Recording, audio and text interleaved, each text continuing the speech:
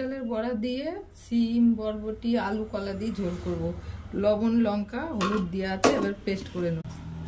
আদা জিরে কাঁচা পাকা লঙ্কা ছোট ছোট ছোট করেই করে নেব।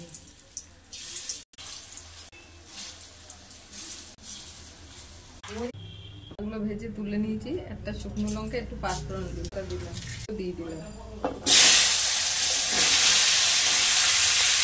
আদা মশলাটা দিয়ে দিলাম, লবণ দিলাম, হলুদ দিলাম, চিনি দিলাম, ঠিক আছে, জল দিয়ে দিলাম।